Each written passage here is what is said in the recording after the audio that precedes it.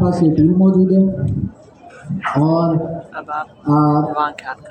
क्योंकि हमारे पास विंडोज़ है तो विंडोज़ के लिए आपने क्या चीज़ यूज़ करनी होगी, डॉकर डेस्कटॉप आपने इंस्टॉल करना होगा अपने पास।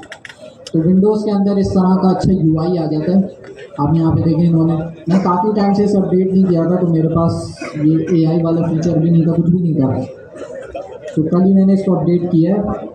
तो यहाँ पे एआई का फीचर भी मौजूद है, आप इधर आ जाए, कंटेनर्स भी मौजूद है, इमेजेस कुबरनेटिस का भी एक टॉपिक मौजूद है, एमसीपी मॉडल्स, डॉकर हब, ये सारी चीज़ें हमारे पास एक अच्छे इंटरफेस की सूरत में आ रही है। तो ये हमारे पास डॉकर डेस्कटॉप हो गया जो कि हमारी हेल्प करेगा किसी भी एप्लीकेशन को कंटेनराइज करने में। जी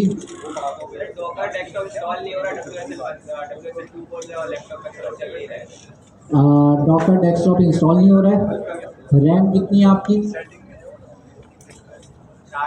4 GB है ना, हाँ फिर मसला करेगा। रैम बढ़ाना है 8 GB तो करे मिनिमम, क्योंकि रैम ज़्यादा लेता है। यहाँ पे मेरी जो ले रहा है रैम 6 GB कंज्यूम कर रहा है। तो जिनकी रैम कंज्यूम हो, जिनके पास रैम कम होती है उनके पास भी एक मसला आता है। रैम बढ़ाएं। WSL2 आप कहाँ से कर रहे हैं? अच्छा, जिसका भी एरर आया करे ना, आपने डिस्कॉर्ड पे टिकट बनाया उसका, तो फिर कैसे सॉल्व होगा? हो सकता है किसी और का भी सेम एरर हो। तो अगर आप हमारे डिस्कॉर्ड पे जो है वो टिकट बनाएं तो उससे ये फ़ायदा होगा कि आपका अगर मसला हल हो जाता है तो किसी और का सेम मसला इन फ्यूचर आता है तो उसका भी हल हो जाएगा। तो टिकट बनाए लाजमी, और वहीं पे आपको कोई ना कोई, हमारे पास बहुत सारे सीनियर स्टूडेंट्स हैं जो कि हेल्प कर रहे होते हैं। मुनीब को जो है मैंने, मुनीब जो बैठे हुए हैं यहाँ पे, इनको मैंने फॉर्म का लीड बनाया था, तो ये फॉर्म को मैनेज कर रहे होते हैं। अच्छा जी, तो डिस्कॉर्ड पे टिकट बनाए, हो सकता है किसी ने सॉल्व किया हो तो आपको जवाब दे देंगे एरर के साथ। ठीक है,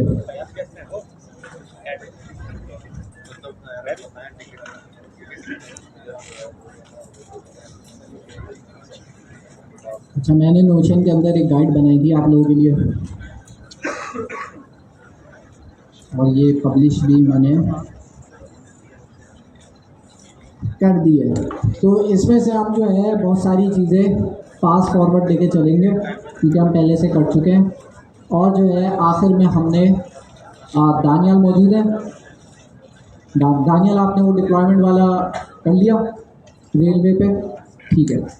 तो लास्ट में जो है दानियल आपको आपके बैकएंड को क्लाउड पे फ्री में डिप्लॉय करना भी सिखाएंगे। तो आपका बैकएंड भी डिप्लॉय हो जाएगा, फ्रंट एंड तो वर्सल पे हो ही रहा है, आप इजीली उसको कनेक्ट कर पाएंगे। अच्छा जी, तो हमने लास्ट क्लास में डिस्कस किया था इमेज कंटेनराइजेशन। डॉकर जो है उसके अंदर 2 कोर कॉन्सेप्ट्स हैं, इमेज और दूसरा कौन सा है, कंटेनर। अच्छा 3 है, बल्कि तीसरा है डॉकर फाइल। ये 3 चीज़ें आपको अगर आती हैं तो कंटेनराइजेशन करना किसी भी एप्लीकेशन को कोई मुश्किल काम नहीं है। तो पहली चीज़ है आपके पास इमेज। इमेज क्या होती है भाई? फॉर एग्जांपल मेरा एक सॉफ्टवेयर, मेरी फास्ट एपीआई की एप्लीकेशन तैयार है, मेरा बैकएंड तैयार है। अब मुझे उसको कंटेनराइज करना है। उसका सबसे पहला स्टेप क्या होगा? सबसे पहला स्टेप होता है उसका डॉकर फाइल बनाना। डॉकर फाइल के अंदर आप क्या चीज़ बताते हैं? इंस्ट्रक्शंस बताते हैं कि आपकी जो डॉकर इमेज बनेगी वो किस तरह से बनेगी। अच्छा, अब सवाल ये आता है कि इमेज क्या है? फिर यहाँ लिखा हुआ है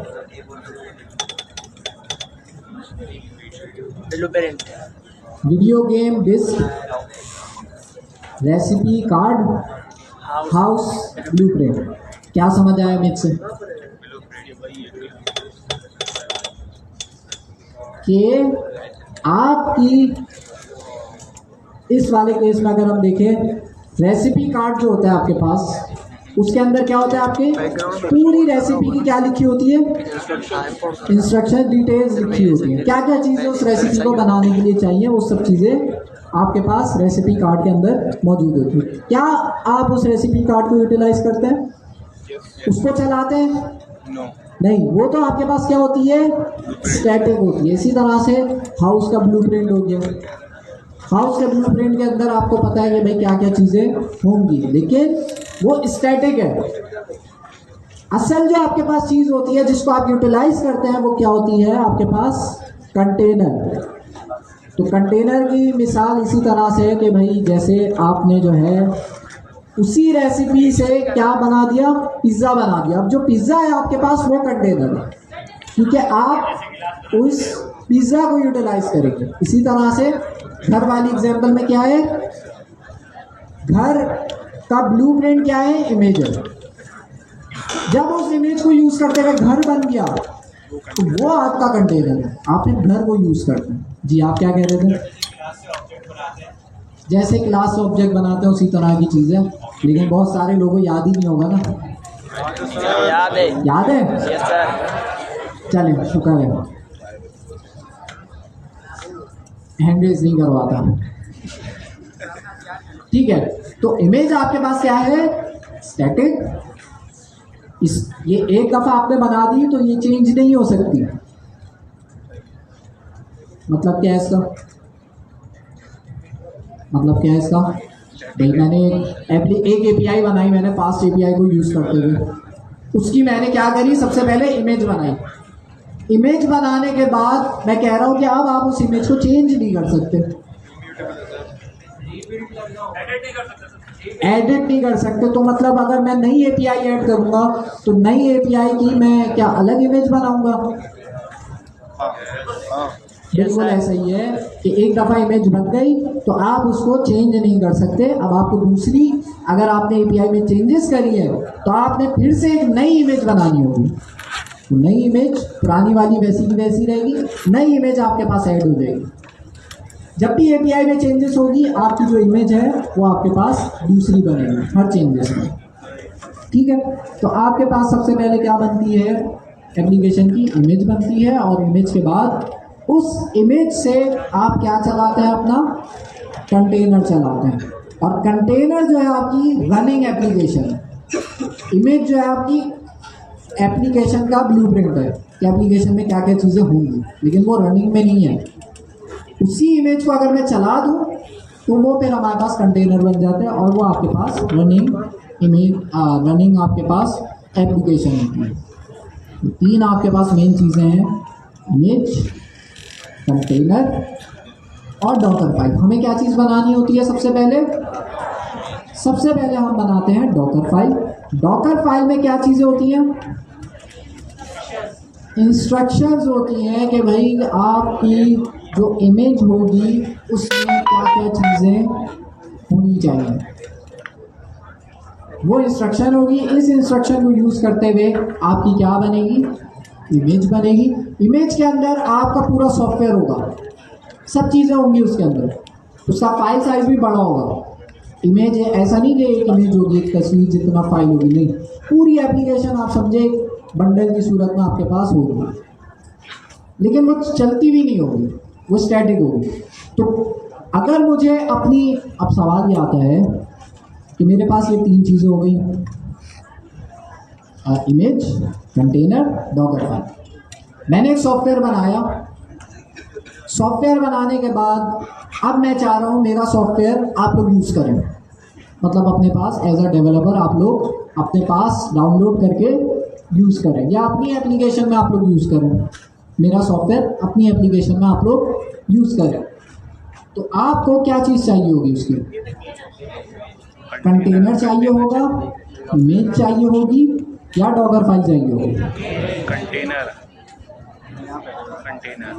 इमेज चाहिए होगी। आपको क्या चाहिए होगी, मेरे सॉफ्टवेयर की इमेज चाहिए होगी। उस इमेज को आप अपने पास जब चलाएंगे तो आपके पास कंटेनर अप होगा, जिसका मतलब जो भी उस इमेज में चीज़ें हैं वो चलना स्टार्ट हो जाएगा। तो जब भी मैं आप लोगों के साथ शेयर करूँगा मैं इमेज शेयर करूँगा। तो इमेज ऐसे ही बहुत सारे लोगों ने पूरी दुनिया में शेयर करी हुई है। अगर मैं यहाँ पर एक प्लेटफॉर्म है डॉकर हब, इस प्लेटफॉर्म पे अगर मैं जाऊँ तो बहुत सारी एप्लीकेशंस आपको मिल जाएंगी जो डिफरेंट लोगों ने बनाया, डिफरेंट कम्युनिटी ने बनाया और डॉकर हब पे डाल दिया। डॉकर हब में वो सारी इमेजेस जो हैं आपके पास वो आप अपने पास इंस्टॉल करके चला सकते हैं। कुछ एग्जांपल्स देखते हैं ये ऐसी कौन सी इमेजेस हैं जो आप यूज़ कर सकते हैं फ्री ऑफ कॉस्ट। मतलब यहाँ पे जो भी चीज़ें हैं आपके पास जो है ओपन सोर्स है जिसको आप इंस्टॉल करके यूज़ कर सकते हैं। पाइथन की इमेज मौजूद है आपके पास। इसका मतलब ये है कि पाइथन को अगर आपने चलाना है तो एक तरीका ये भी है कि पाइथन की इमेज को अपने पास इंस्टॉल करें और उस इमेज को चला दें तो आपके पास पाइथन स्टार्ट हो जाएगी। तो मुझे अलग से पाइथन इंस्टॉल नहीं करना पड़ेगा, डॉकर के थ्रू भी मैं चला सकता हूँ। लेकिन और एग्जांपल देखते हैं फिर कौन सी कोइन तो हर किसी को पता ही होगा। कोइन ये AI आपके पास मॉडल है। तो ये वाली इमेज क्या करती होगी गैस करें। AI कोइन मुझे नहीं पता। Qwen 3 is the latest Qwen LLM build for top tier coding math और एक्सेट्रा। इसकी डिटेल होगी लेकिन इस शॉर्ट डिस्क्रिप्शन से आपको क्या समझ आ रहा है? चलें खोल देते हैं। CLI होगी। देखते हैं कि भाई ये CLI है या आपके पास कुछ और चीज़ है। मुझे तो नहीं लग रहा है CLI है। ये आपके पास कोइन 3 अगर आपने लोकली चलाना है तो डॉकर को यूज़ करते हुए आप अपने पास चला सकते हैं। तो जहाँ तक इनकी डिस्क्रिप्शन से समझ आ रहा है कि ये आपके पास कोइन 3 का मॉडल है। कोइन 3 आपके पास क्या ओपन सोर्स है जिसको आप अपने पास डाउनलोड करके चला सकते हैं। तो चलाने का क्या तरीका होगा? सिंपल, आपने कोइन 3 की इमेज उठाई और उसको चला दिया। तो उसकी कमांड्स होती हैं जो अभी हम आगे ट्यूटोरियल्स में देखेंगे। तो और हमारे पास कौन कौन से ओपन सोर्स मौजूद है? हर चीज़ का आपको मिल जाएगा। ये क्या है? आप एक सेकेंड मान लो।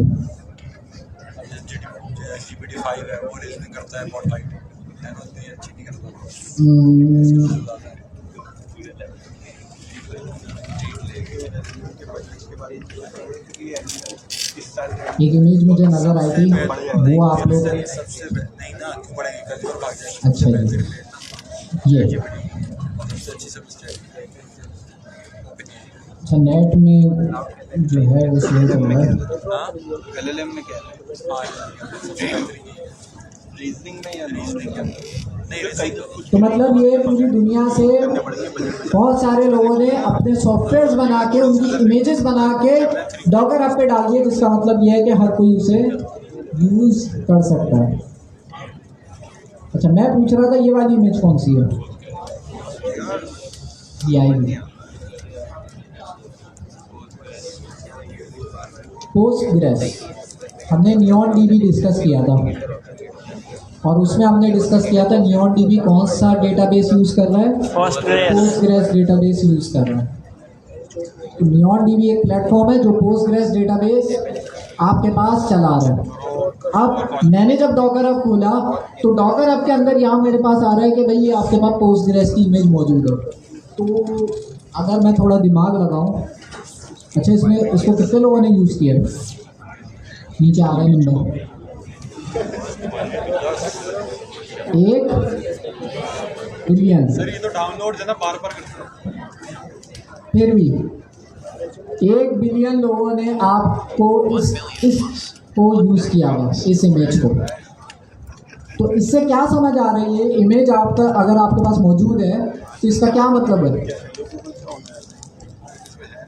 इसका ये मतलब है कि मैं अपने कंप्यूटर में पोस्टग्रेस का डेटाबेस चला सकता हूँ।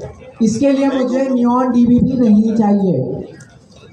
NeonDB एक सर्विस है जो पोस्टग्रेस को मैनेज करके आपको दे रही है, जिसका मतलब ये है कि आपको कुछ नहीं करना, आपने उनकी API की लेनी है और अपने पास चलानी है, डेटाबेस वो मैनेज कर रहा है। अब मैं चाह रहा हूँ भाई NeonDB ना मैनेज करे, मेरा प्राइवेट डेटा है, मैं क्यों NeonDB के पास रखवाऊँ? तो मैं अगर अपना प्राइवेट डेटा, जैसे बैंक्स है, तो बैंक्स क्या करेंगे, इस तरह का पोस्टग्रेस का डेटाबेस अपने पास इंस्टॉल करेंगे और अपने कंप्यूटर पे चलाएंगे।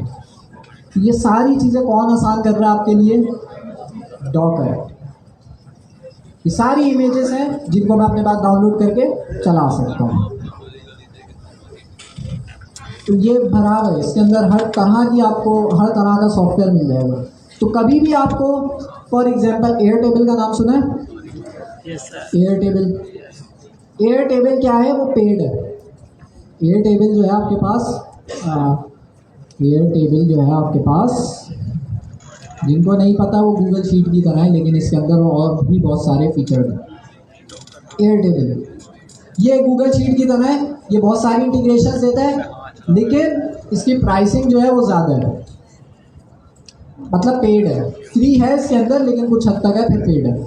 अब मैं चाह रहा हूँ कि भाई मैं एयरटेबल जैसा ही कोई सॉफ्टवेयर यूज़ करूँ फ्री में। एयरटेबल क्या है? एयरटेबल एक पेड सर्विस है, फ्री भी है उसका, लेकिन पेड आपका फ्री टियर बहुत जल्दी ख़त्म हो जाता है अगर आपके रिकॉर्ड ज़्यादा है। तो मैं चाह रहा हूँ मुझे एयरटेबल जैसा कुछ प्लेटफॉर्म यूज़ करना है फ्री में, तो क्या करूँ? इमेज देखे सर, क्या एयरटेबल की डॉकर इमेज मुझे मिलेगी? देखनी पड़ेगी। Yes, sir. मिल जाएगा। नहीं मिलेगी। अगर उन्होंने इसकी इमेज दे दी तो फिर इनका क्या रोल रह गया है? फिर तो सब फ्री में यूज़ कर रहे होंगे।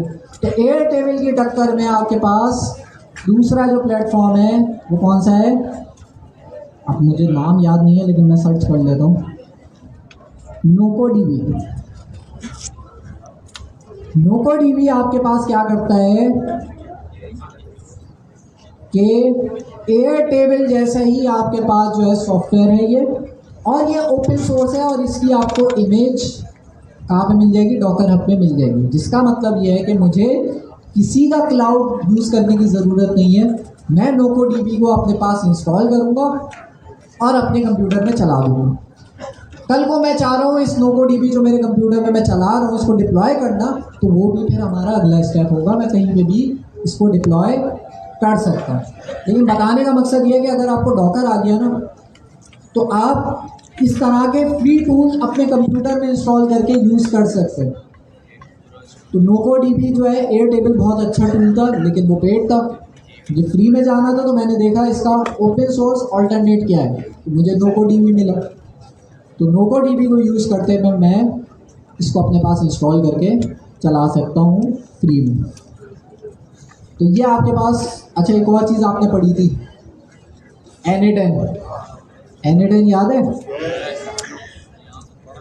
क्या N8N की भी इमेज मौजूद होगी? N8N भी आपके पास ओपन सोर्स है, इसकी भी इमेज आपके पास मौजूद होगी। तो N8N आपको, मैं जिनको नहीं पता, ये ऑटोमेशन टूल है जो कि आपके लिए जो है 24 घंटे काम करता रहेगा। आप सोते रहें, जैसे यहाँ पे कुछ ऑटोमेशन यहाँ पे हुई है। इसमें फ़ायदा ये है कि इसमें बगैर कोडिंग के भी आप ऑटोमेशन कर सकते हैं। ये टूल भी आपको फ्री में मिल जाता है, और इसकी इमेज आपको मिल जाएगी डॉकर हब पे। N8N आप सर्च करेंगे, इसकी इमेज भी आपको मिल जाएगी। तो इस तरह से बहुत सारे फ्री प्लेटफॉर्म है जो कि आप यूज़ कर सकते हैं। मेरे ख्याल में ये बन है नहीं, ये तो अनऑफिशियल नहीं है। एक्सप्लोर, अच्छा मैं डेटाबेसेस में सर्च कर रहा हूँ तो वहाँ नहीं आया, लेकिन मैं अगर ओवरऑल सर्च करूँ यहाँ पे तो N8N की कोई ना कोई इमेज आ जाएगी। ये रहा N8, ये तो N8N भी आप फ्री ऑफ कॉस्ट यूज़ कर सकते हैं। ये इसकी इमेज है, इसको अपने पास इंस्टॉल करें, अपने पास चला है, कल को आपने डिप्लॉय करना अपने पास करें। N8N का क्लाउड पे जाने की ज़रूरत आपको नहीं पड़ेगी। तो होपफुली आपको ये समझ आ गया होगा कि बनी बनाई आपको सॉफ्टवेयर की इमेजेस मिल जाती हैं डॉकर हब से। हम चलते हैं अब इसके प्रैक्टिकल की तरफ, और प्रैक्टिकल में जाने के लिए हमें एक कुछ ना कुछ बनाना होगा। और बनाने के लिए अच्छा, इंस्टॉलेशन वगैरह मैं नहीं डिस्कस कर रहा फिर से, इंस्टॉलेशन हम कर चुके हैं पहले भी, तो उसमें टाइम नहीं वेस्ट करते हम। किसी का अगर इंस्टॉलेशन में प्रॉब्लम है वो डिस्कॉर्ड पे टिकट बनाए, ताकि इस प्रॉब्लम का सोल्यूशन हो सकता है किसी ने किया हो तो वो आपका जवाब दे दे, तो सबके काम आ जाएगा वो। अच्छा, तो ये यूवी वगैरह के एडवांटेजेस और डिसएडवांटेजेस पाइथन के लिखे हुए हैं जी।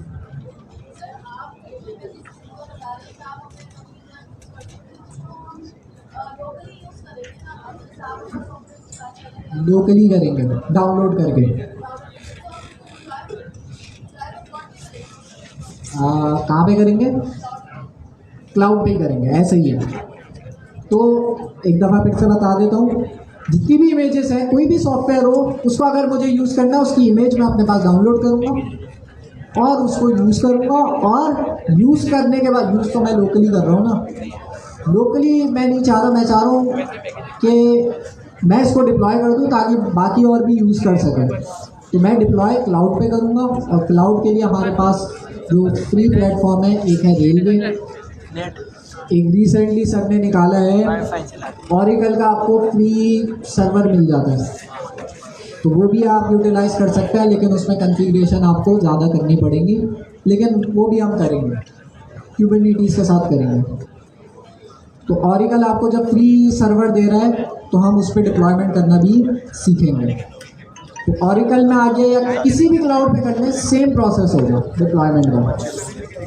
अच्छा, तो आते हैं भाई हमारे प्रोजेक्ट की तरफ। मसला ये है कि डिले आ रहा है तो मुझे स्लो चलना होगा। तो मैं क्या करूँगा, एक पिज़्ज़ा डिलीवरी एपीआई मैं बना रहा हूँ।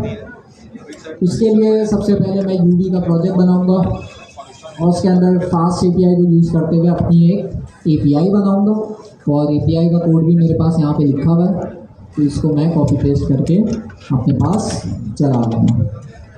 ठीक है, तो मैं आता हूँ अपने डेस्कटॉप पे।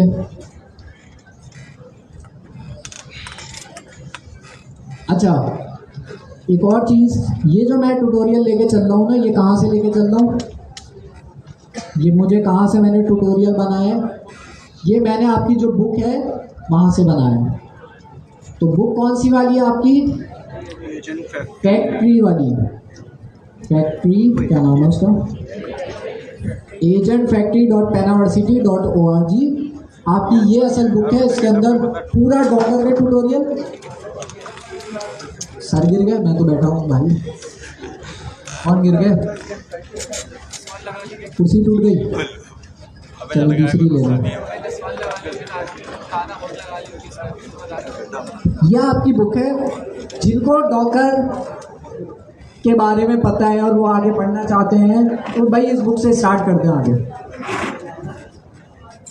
और ये जो हम पढ़ रहे हैं, ये आपके पास पूरी बुक में बहुत सारे पार्ट्स हैं। हम जो पढ़ रहे हैं वो कौन सा पढ़ रहे हैं? Cloud native development. पूरी डिटेल्स सब चीज़ें इस बुक में मौजूद हैं। डॉकर फॉर एआई सर्विसेज, ये वाला हम पार्ट कर रहे हैं।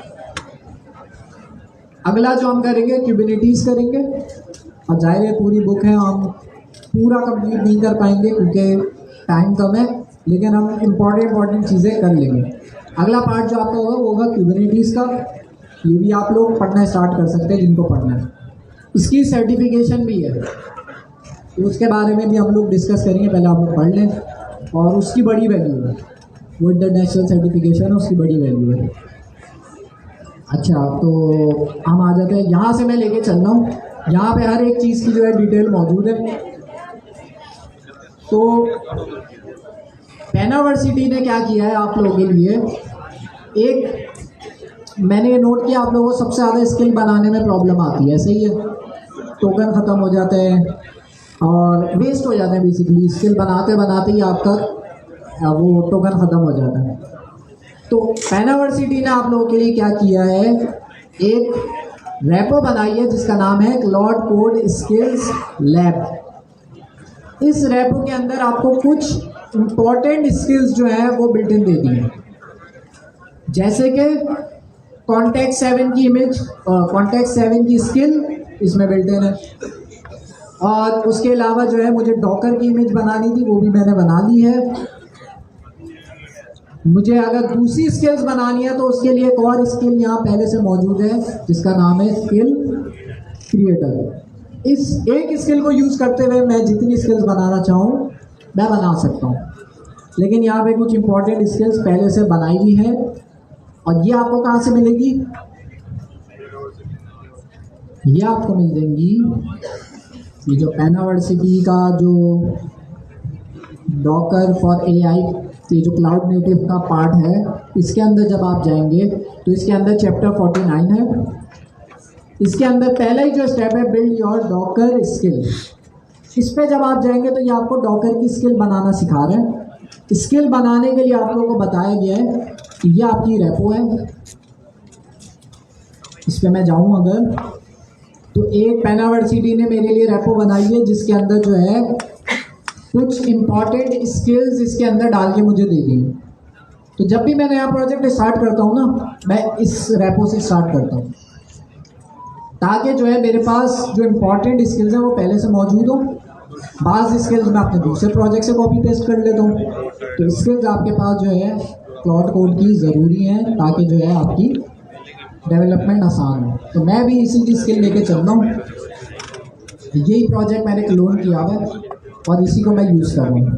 फिलहाल हम जो है एआई को यूज़ नहीं करेंगे, तो अगर कोई एरर आ गया तो एआई को यूज़ करेंगे, वैसे ज़रूरत नहीं पड़ेगी। तो मुझे यूबी का प्रोजेक्ट बनाना है ताकि मैं उसे कंटेनराइज कर सकूँ। उसके लिए मैं करूँगा CMD uv init space dot dot का मतलब इसी फोल्डर में इनिशियलाइज कर दो। तो इसने क्या किया, मेरे प्रोजेक्ट को यूबी के प्रोजेक्ट को इनिशियलाइज कर दिया। तो इसको मैं कर्सर पे खोल देता हूँ, कर्सर स्पेस डॉट। ये मेरे पास क्लोन करके इसके अंदर ही अपना खुल गया। ये जो किया था। अच्छा, इस ट्यूटोरियल के लिए आप लोगों के पास डॉकर डेस्कटॉप इंस्टॉल होना लाजमी है और साथ में जिनके पास इंस्टॉल भी है उनके लिए एक और पॉइंटर ये है कि भाई ये चलता हुआ होना चाहिए। ऐसा नहीं आपने बंद करके रखा हुआ फिर आप इसको कर रहे हैं, फिर नहीं होगी कंटेनराइजेशन। तो डॉकर डेस्कटॉप को पहले स्टार्ट कर लेना, फिर उसके बाद आगे जो है प्रोजेक्ट बनाना स्टार्ट करना। तो ये मैंने स्टार्ट कर दिया, मेरे पास डॉकर डेस्कटॉप चल रहा है। इसको मिनिमाइज कर देते हैं, बंद करते हैं, ठीक है।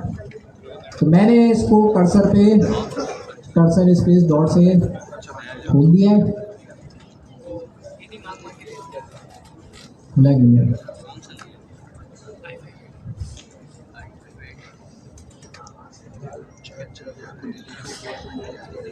बल्कि नहीं चलेगा।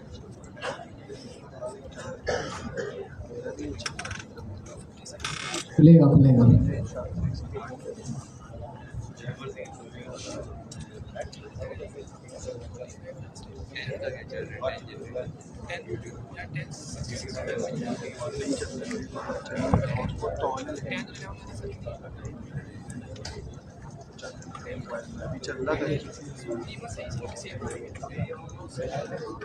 अच्छा जी, तो ये मैंने सिंपल सा प्रोजेक्ट खोल दिया है। इसके अंदर मुझे अच्छा ट्यूटोरियल पे आते हैं, उसमें सिंपल आपको फास्ट API इंस्टॉल करना बताया हुआ है, तो वो भी मैं इंस्टॉल कर लेता हूँ। यूवी एड फास्ट API यूवीकॉन आइडेंटिक, इसको मैं अपने पास कमांड को कॉपी करता हूँ।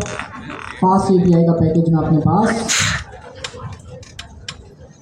इंस्टॉल कर लेता हूँ। तो कंट्रोल-V मैंने दबाया, तो फास्ट API यूवीकॉन और आइडेंटिक ये 3 पैकेज मैंने इंस्टॉल करना है, एंटर। अगर मैं फास्ट API स्टैंडर्ड भी इंस्टॉल करता तो वो भी सारी चीज़ें इंस्टॉल हो जाती मेरे पास। तो खैर ये 3 पैकेजेस मैंने इंस्टॉल कर लिए हैं। अगला स्टेप क्या है? अगला स्टेप है हमारे पास API का कोड लिखना।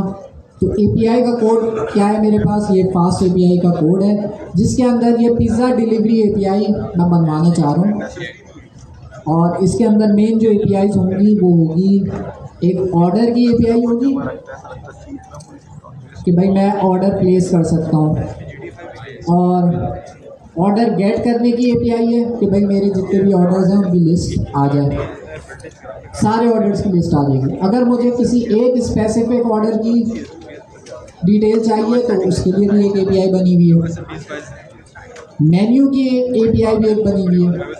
तो इस तरह से एक API बनी हुई है जिसको यूज़ करते हुए मैं जो है अपना फास्ट API का एक प्रोजेक्ट बना सकता हूँ। तो इन सारी APIs को मैं कॉपी करता हूँ और यहाँ पे अपने प्रोजेक्ट में, अब ये आपका कोई सा भी प्रोजेक्ट हो सकता है। मेरा सिंपल फास्ट API का प्रोजेक्ट है, यहाँ पे आपका एजेंट्स का भी प्रोजेक्ट हो सकता है, कुछ भी हो सकता है। इसको मैंने फास्ट API को सेव कर लिया, मेरी कुछ APIs बन गई हैं। इसको चलाते किस तरह थे, थे अच्छा, project.toml के अंदर आपके पास ये डिपेंडेंसीज आ रही होती हैं, ये खुद ही बन जाती है फाइल, तो हमें इसकी टेंशन लेने की ज़रूरत नहीं है। अगर मुझे UV को यूज़ करते हुए चलाना है तो मैं सिंपल क्या रखूँगा, UV रन फाइल का नाम। पहले तो हम UV कॉन्ट करके करते थे, उसका क्या हुआ,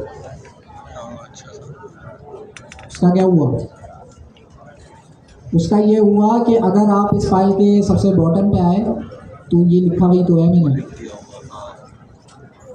uvcon.run का फंक्शन कॉल किया हुआ है, तो ये भी वही काम करेगा।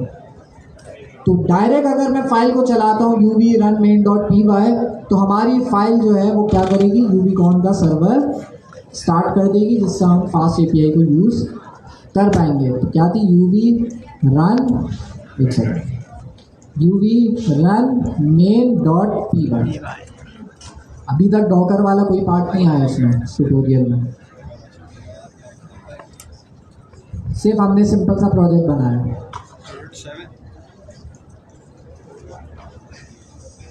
uv run main.py हमारा फास्ट API का प्रोजेक्ट स्टार्ट हो गया। अगर मैं जाऊँ लोकल होस्ट 8000 पे, तो अच्छा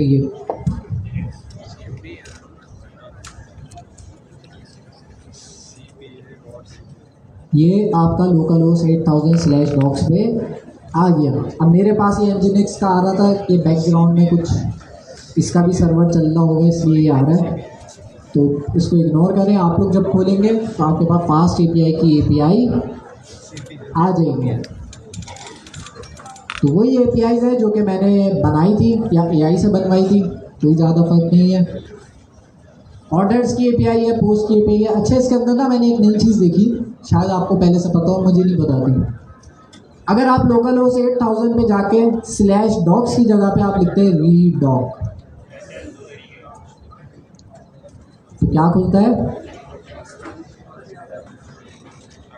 API की अच्छी सी डॉक्यूमेंटेशन आपके पास बनी हुई आ जाती है। /docs पे आप जाते हैं तो आपके पास जो है प्लेग्राउंड भी आ जाता है। यहाँ पे आपके पास जो है एक और अच्छी सी आपके पास डॉक्यूमेंटेशन आ गई है। तो लोकल होस्ट ये भी खुद ही बनी है, मैंने कुछ नहीं किया। फास्ट API का यही फ़ायदा है। क्या किया मैंने यहाँ पे, लोकल होस्ट 8000/redoc। जब आप इस URL पे जाते हैं तो ये अच्छी APIs बन जाती है, मतलब डॉक्यूमेंटेशन बन जाती है। तो यहाँ पे भी आप देख सकते हैं। अच्छा जी, बैक आते हैं। यहाँ तक किसी का कोई सवाल,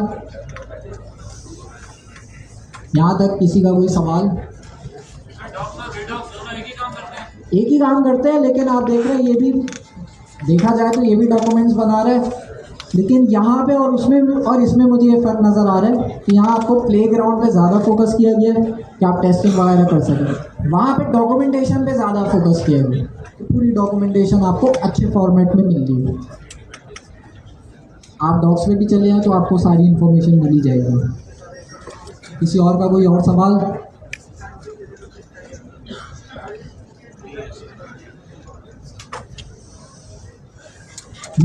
नहीं है?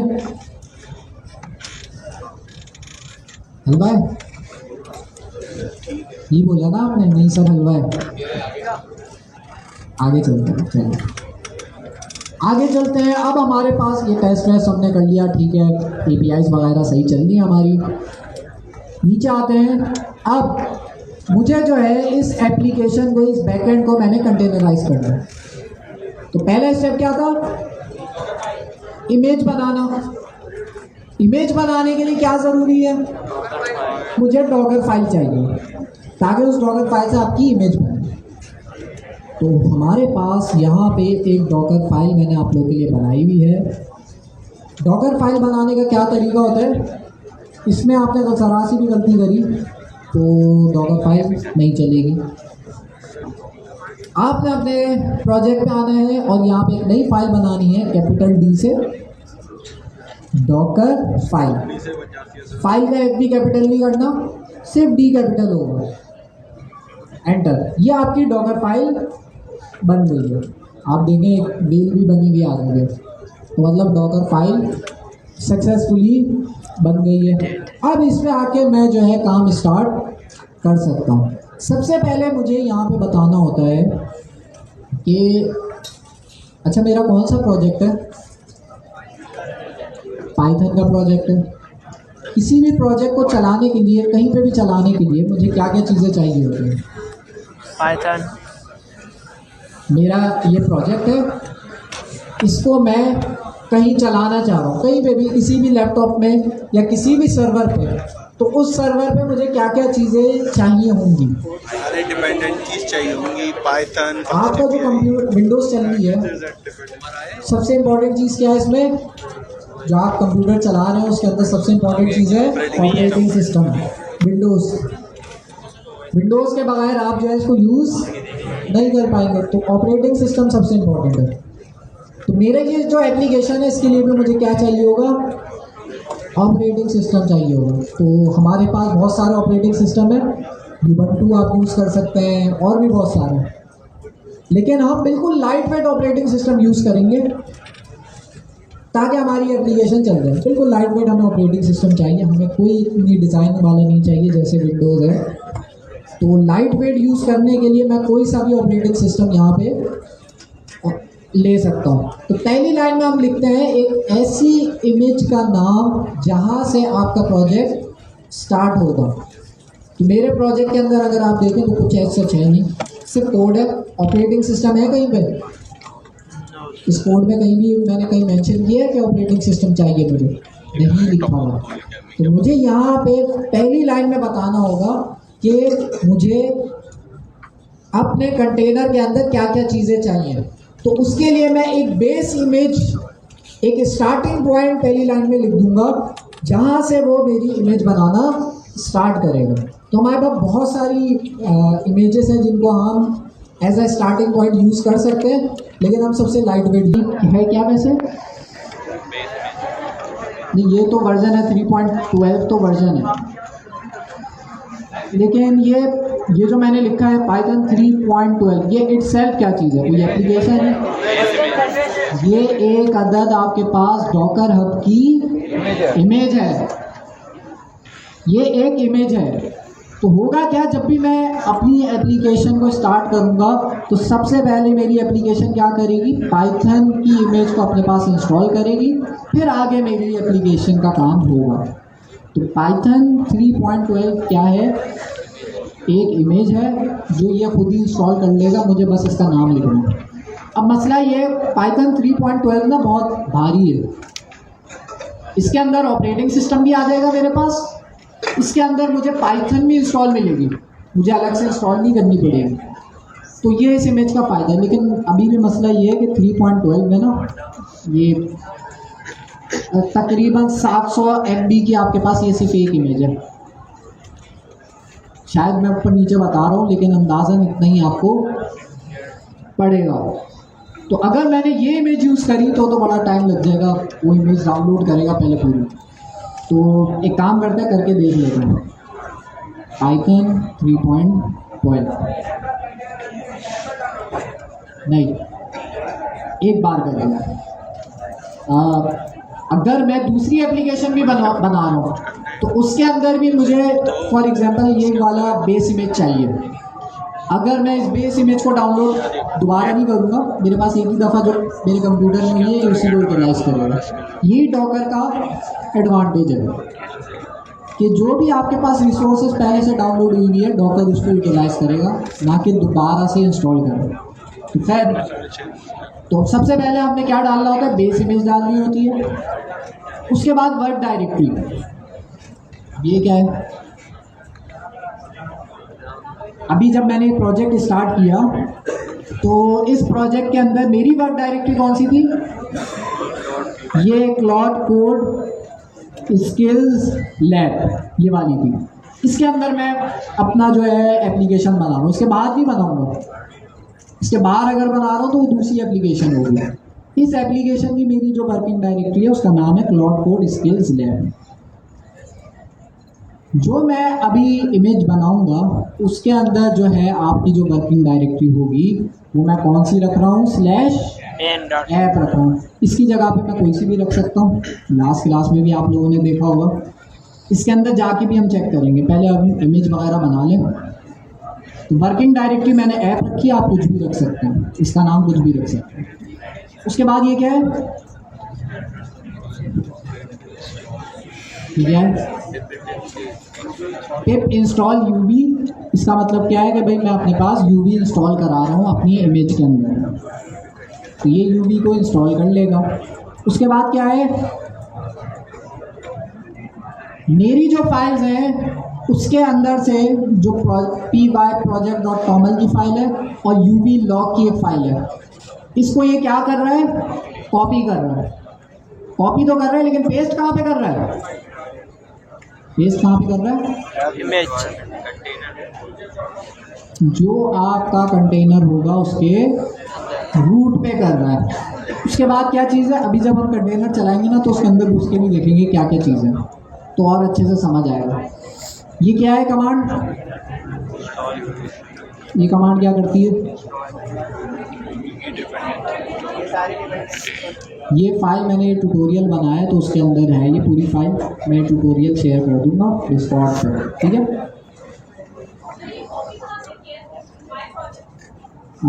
कॉपी कहाँ से की है? ये कॉपी करेगा मेरा जो यूवी का प्रोजेक्ट है ना, यहाँ से, यहाँ देखें py-project.toml की एक फाइल है, इसको कॉपी करेगा। और वो लॉग की फाइल नहीं है, ये रही यूवी लॉग की फाइल है, इसको कॉपी करेगा। इन दोनों को कॉपी करके कहाँ पे पेस्ट करेगा?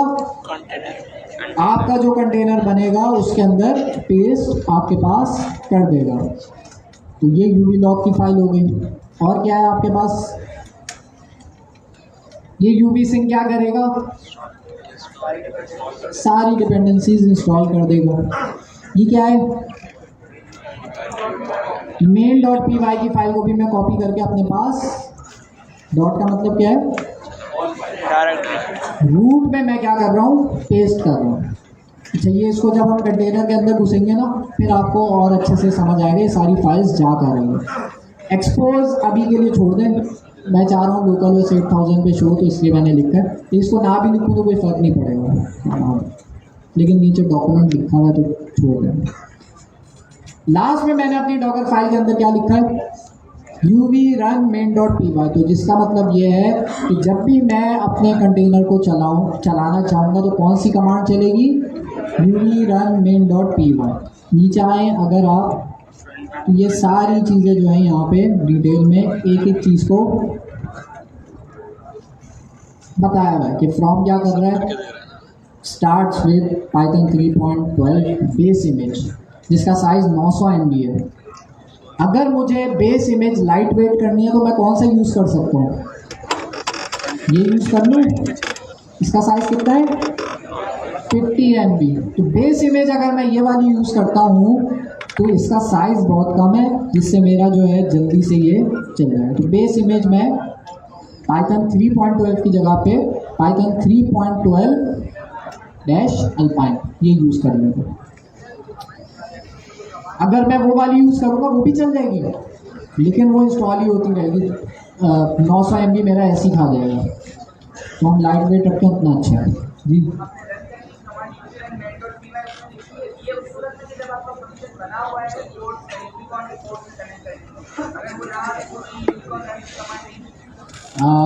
जब तक हम इमेज को नहीं चलाएंगे तब तक आपकी ये यूवी रन वाली कमांड नहीं चलेगी। ये वाली कमांड तब तक नहीं चलेगी। अभी हम इमेज बनाते हैं, फिर ऐसा ऐसा चलता है। क्या चीज़ सेम होगी? सिर्फ सेम वर्किंग होगी। अब मैं इसको ना इमेज की तरफ मूव होता है ताकि हमें और अच्छे से समझ आना शुरू हो गए। क्या क्या चीज़ें हैं इसके अंदर। मैं काम करता हूँ, इस प्रोजेक्ट को करता हूँ कॉपी। अच्छा, मेरे पास हो सकता है पहले से इमेज बनी है उसकी, देखते हैं। और इस डॉकर फाइल को मैं अपने पास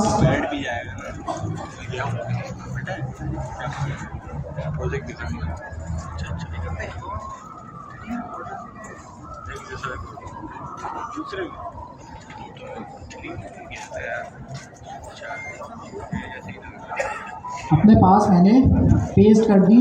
यहाँ पे मैं कौन सा यूज़ कर रहा हूँ, फ्रॉम एल्पाइन वाला यूज़ कर रहा हूँ। क्यों? क्योंकि भाई ये लाइट वेट है, ठीक है। और इसको हटा देते हैं। वर्क डायरेक्टरी है मेरी ऐप, इसका क्या मतलब है अभी आपको पता चल जाएगा जब हम कंटेनर के अंदर जाएंगे। अच्छा, तो ये हमारी सिंपल सी एक डॉकर फाइल बन गई है, जिसको यूज़ करते हुए हम क्या चीज़ बनाएंगे, डॉकर इमेज बनाएंगे। तो बेसिकली हमारा पूरा सॉफ्टवेयर एक बंडल की सूरत में आपको मिल जाएगा। Let's see. तो मैं आता हूँ यहाँ पे। इमेज बनाने के लिए क्या कमांड है,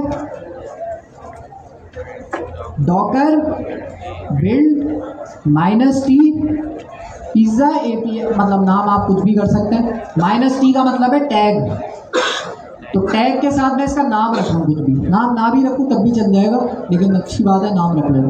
और ये क्या है, वर्जन v1। और डॉट का क्या मतलब है, करंट डायरेक्टरी में। तो जब इस कमांड को मैं चलाऊंगा तो क्या होगा, एक second. Docker build -t pizza API मैंने नाम रखा है। इसका वर्जन मैं रख देता हूँ, क्योंकि शायद मैंने पहले भी बनाया है, तो मैं इसका v3 रख देता हूँ। वर्जन डिफाइन करना जरूरी है, टैग के साथ आप वर्जन लाजमी डिफाइन करें, वरना क्या होगा, लेटेस्ट बाय डिफ़ॉल्ट वो कंसीडर करेगा। तो मैं चाह रहा हूँ मेरा वर्जन 1 भी मैं देख सकूँ, तो वर्जन बनाने से आपको ही फ़ायदा होगा। तो क्या, Docker build -t pizza API, और ये मैंने आखिर में वर्जन लिख दिया। डॉट का मतलब ये है कि ये करंट डायरेक्टरी में ये ढूंढेगा, क्या ढूंढेगा, वो फाइल ढूंढेगा जिसका नाम क्या है, डॉकर फाइल। अगर इसको मिल जाती है तो ये बना देगा, अगर नहीं मिलती तो ये फिर एरर देता है। अच्छा, कहाँ गया जी,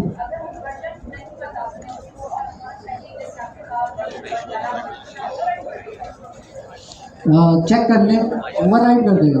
सही, v1 अगर हमारे पास है और उसी पे अगर मैं चलाता हूँ तो ओवरराइड हो जाएगा, ठीक है।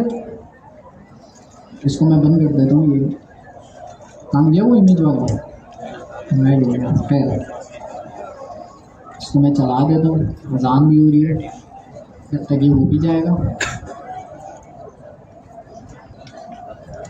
काफ़ी जल्दी हो गया मेरा तो, क्यों आप लोग चलाएंगे, आपका इतना जल्दी नहीं होगा।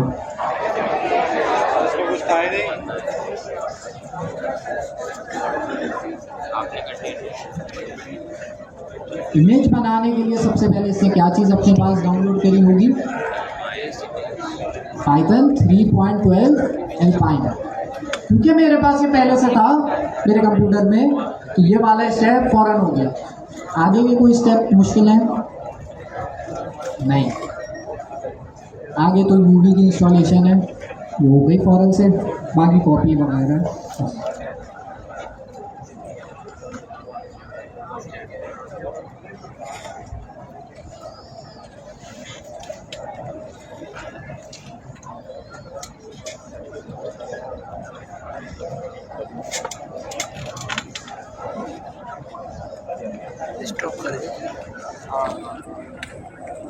डॉकर इमेज जो अभी मैंने बनाई है उसका वर्जन क्या रखा था मैंने, जो इमेज मैंने बनाई है क्या वो उसे मैं डॉकर डेस्कटॉप पे देख सकता हूँ? देख सकता हूँ। कैसे देख सकता हूँ? मैं इमेजेस पे जब जाऊँगा तो यहाँ पे मेरे पास सारी इमेजेस आ रही होंगी। तो यहाँ पे अभी मैंने कौन सी इमेज बनाई है चेक करते हैं। जो 4 घंटे वाली आ रही है,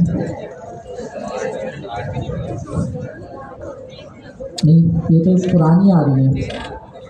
सर आपने V1 वाली कंप्लीट करा था। V1 वाली में मेरे ख्याल में ओवरराइड कर दिया उसने। लेकिन हम एक काम करते हैं, हम जो है इसका वर्जन दूसरा रखते हैं ताकि हमें विजिबल हो। मैं इसका वर्जन रखता हूँ V4। V8 पे जाएंगे ऐसा इसका। V4 मैंने जब इसका वर्जन रखा तो इसने मेरी इमेज बनाना शुरू करी और इसने मेरी इमेज बना दी है। देखते हैं भाई, हमारे पास बनी इमेज V4 के नाम से। ये आ गया जूम।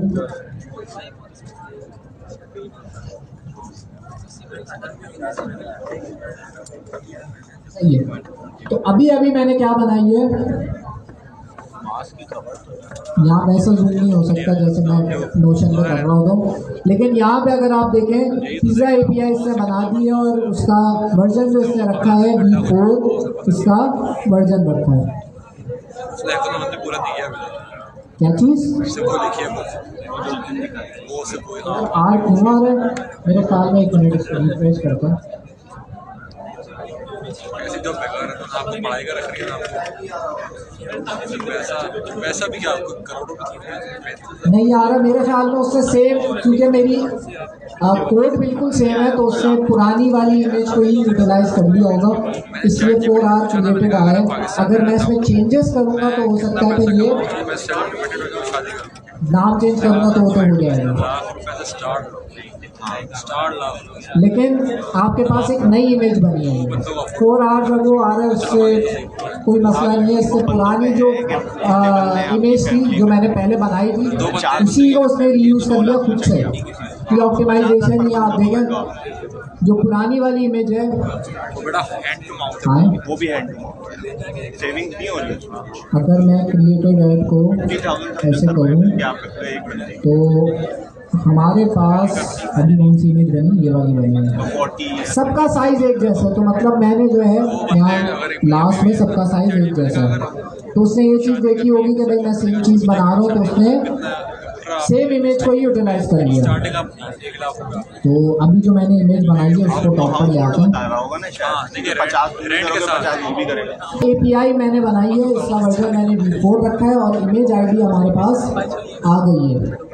और इमेज ID इसमें देखें सेम रखी है क्योंकि मैंने कुछ इसमें इमेज में चेंजेस नहीं करी है, सिर्फ वर्जन चेंज किया है। तो देखें इमेज ID V3 की और V4 की दोनों की सेम बनी है, तो वो सेम इमेज को यूटिलाइज करें। कुछ इसमें अगर मैं चेंजेस कर दूँ तो फिर ये दूसरी इमेज बनाएगा।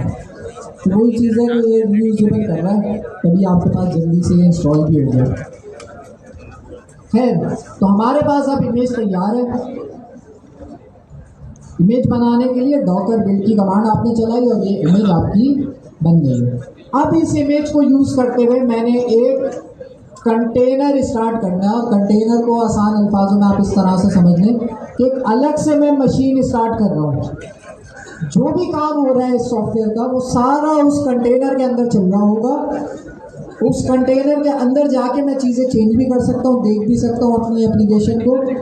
लेकिन जो भी चीज़ें उस कंटेनर के अंदर, ऑपरेटिंग सिस्टम, पाइथन, सारी चीज़ें उस कंटेनर के अंदर, उस कंटेनर से मैं कंटेनर के बाहर की चीज़ों को एक्सेस कर सकता हूँ? नहीं कर सकता।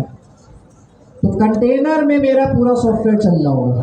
उस कंटेनर को मैं किसी भी कंप्यूटर पे चलाऊँ सब में एक जैसे चलेगा। तो ये फ़ायदा हुआ कंटेनराइज करने का। अभी हमने कंटेनर बनाया नहीं है, बनेगा कैसे? नीचे आते हैं, ये डॉकर रन -v का क्या मतलब है? पोर्ट, ये 8000:8000 दो दफ़ा क्यों लिखा हुआ? मैपिंग हो रही है मतलब।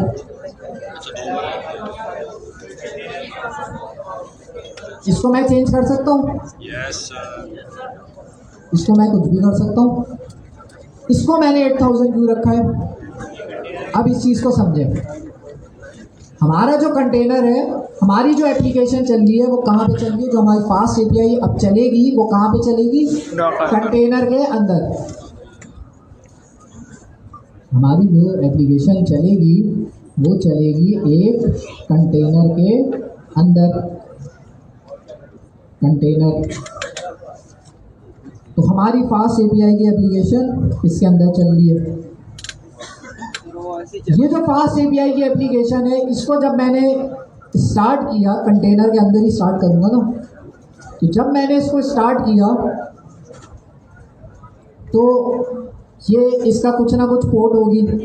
कहाँ पे चलती है अमूमन फास्ट एपीआई की एपीआई? Local host 8000। तो इसकी पोर्ट क्या है? 8000 बाय डिफ़ॉल्ट हमारे पास होती है। इसको मैं चेंज भी कर सकता हूँ, लेकिन जब मैंने इमेज बनाई थी तो मैंने यहाँ पे इसकी पोर्ट रखी थी अपने सॉफ्टवेयर की 8000। अपने फास्ट एपीआई की जो एप्लीकेशन है उसकी मैंने पोर्ट रखी थी 8000। तो अब ये चल रही है कंटेनर के अंदर। अब मैं चाह रहा हूँ, अच्छा मैं कहाँ पर हूँ, मेरा सिस्टम कहाँ पर है? कंटेनर के अंदर हूँ या कंटेनर के बाहर हूँ? बाहर। ये जो ब्राउज़र चल रहा है ये कंटेनर के अंदर चल रहा है इस वाले, या कंटेनर के बाहर चल रहा है? सर बाहर। बाहर चल रहा है। तो ये मेरा फॉर एग्जांपल ब्राउज़र है। अगर मैं यहाँ पर लिखूँगा लोकल होस्ट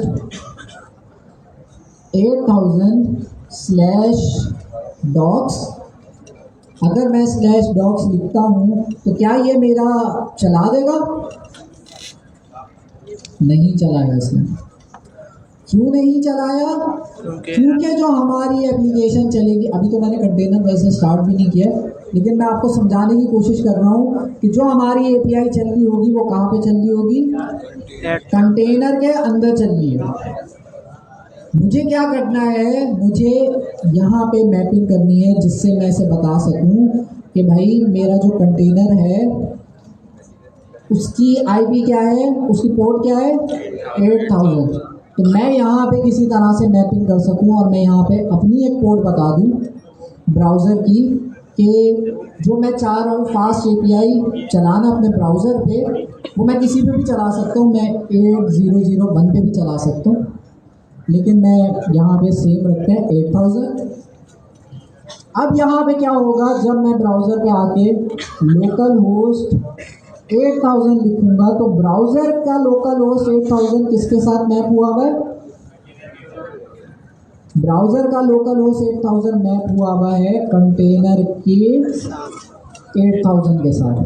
तो होगा क्या, जब मैं लोकल होस्ट 8000 अपने ब्राउज़र पे लिखूँगा तो बैकग्राउंड में ये क्या करेगा? कंटेनर के अंदर वाला लोकल होस्ट 8000 आपके ब्राउज़र पे चला देगा। तो इसलिए यहाँ पे मुझे 2 दफ़ा लिखना पड़ा है लोकल होस्ट। तो मैं जब कंटेनर स्टार्ट कर रहा हूँ तो यहाँ पे मैं बता रहा हूँ एक लोकल होस्ट एक 8000 ये बता रहा हूँ। ये कौन सा वाला है? हमारे वाला, ये मेरे ब्राउज़र वाला है। ये वाला है। इसको मैं चेंज भी कर सकता हूँ, इसको मैं 80 भी कर सकता हूँ। यहाँ पे भी मैं इसको भी 80 कर सकता हूँ।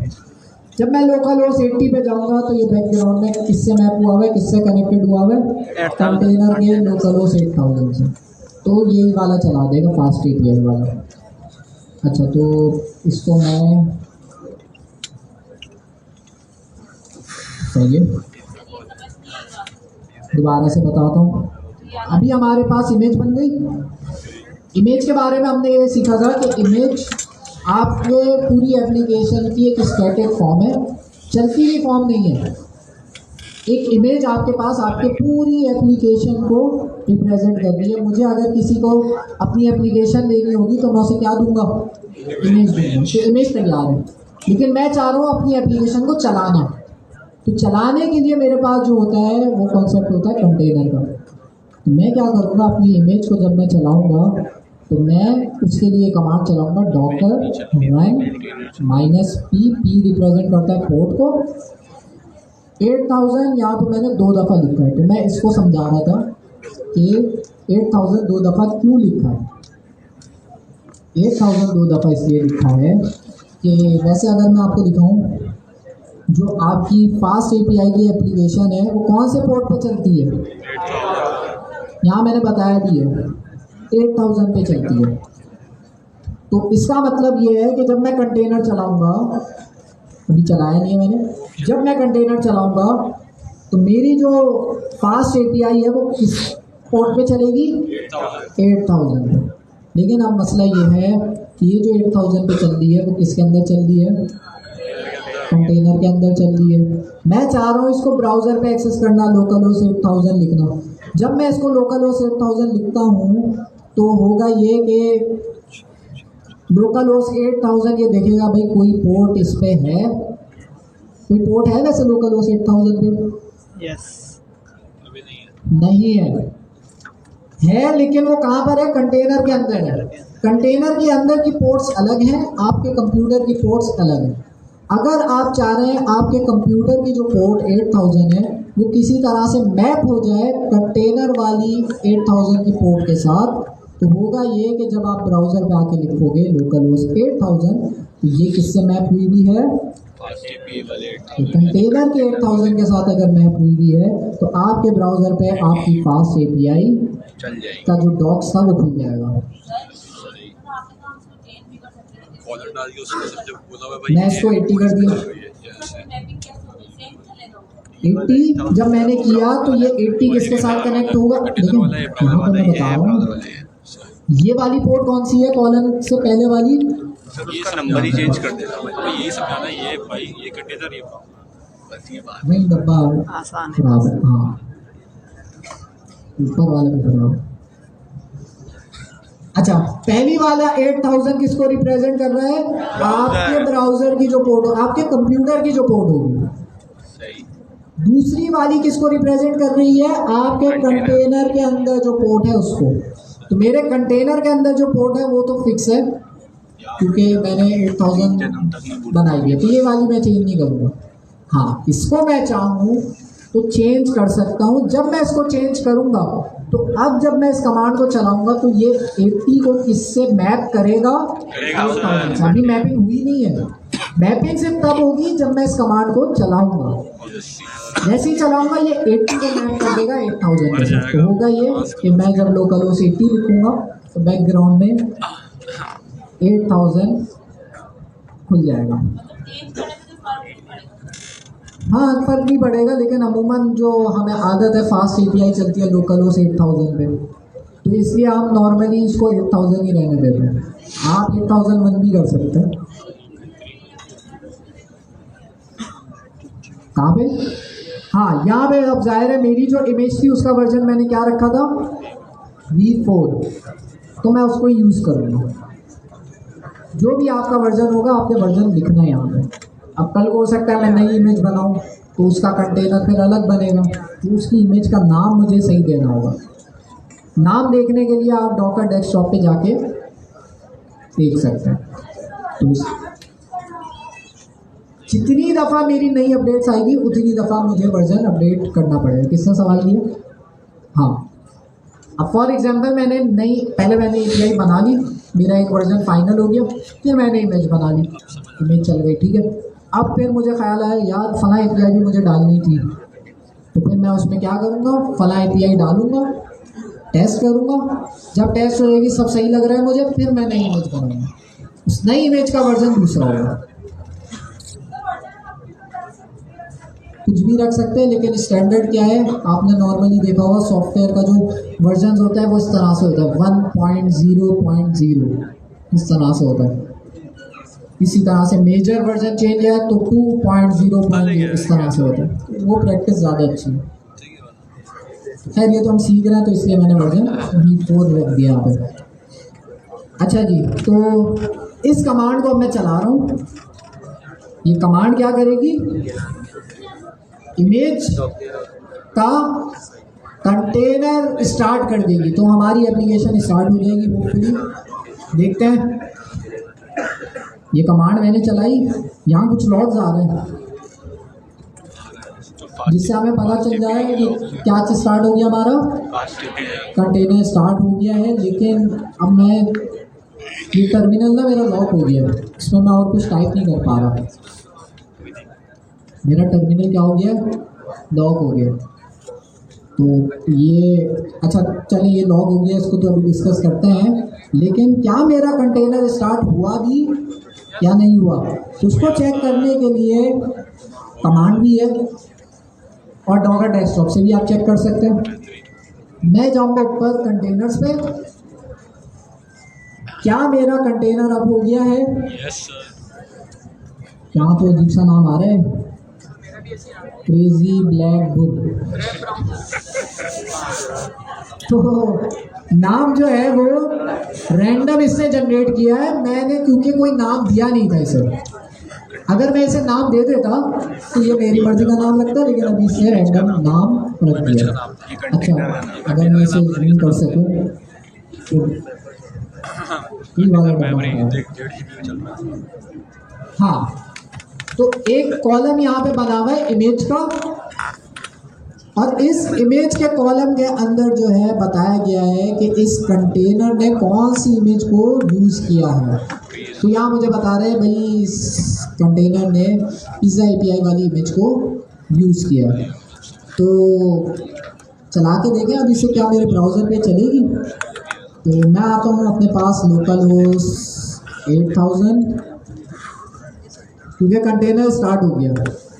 लोकल होस्ट 8000/docs पे मैं आता हूँ और ये हमारी API सक्सेसफुली कंटेनर के अंदर चल रही है, जिसका मतलब ये है कि सेम इमेज मैं आपके साथ शेयर करूँगा। आप भी जब कंटेनर स्टार्ट करेंगे अपने पास तो आपके पास भी ऐसे ही चलेगा जैसे मेरे पास चलेगा।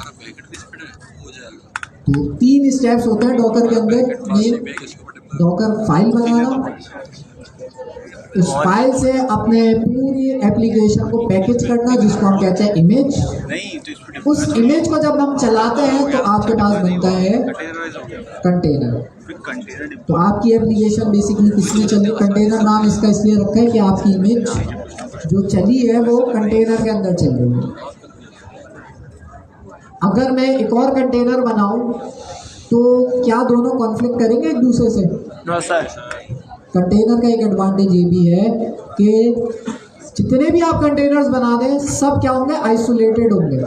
सर एक डाउन हो जाएगा। पोर्ट में भी हज़ारों कंटेनर्स होते हैं तो कभी ये ओवरलैप नहीं करते, एक दूसरे में नहीं घुसते। सबका अंदर का सामान अंदर उस कंटेनर के अंदर ही रहते हैं। यहाँ पर भी सेम कॉन्सेप्ट है कि जितने भी मैं कंटेनर्स बना दूँ सारे आइसोलेटेड होंगे, जिसका मतलब ये है कि हर कंटेनर के अंदर जो एप्लीकेशन चल रही है वो आपके पास सेफली चलती रहेगी।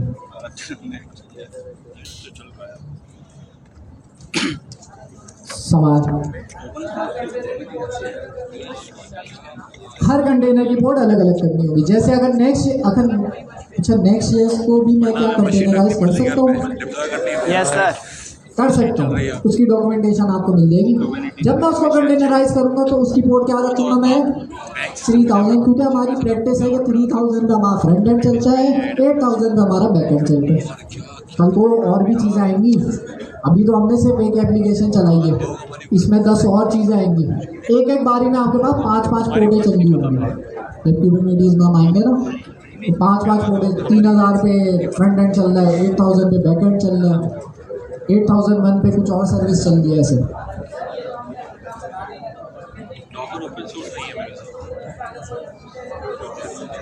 अब वही अगला स्टेप है। यहाँ तक सवाल आता है तो पूछ लें जी।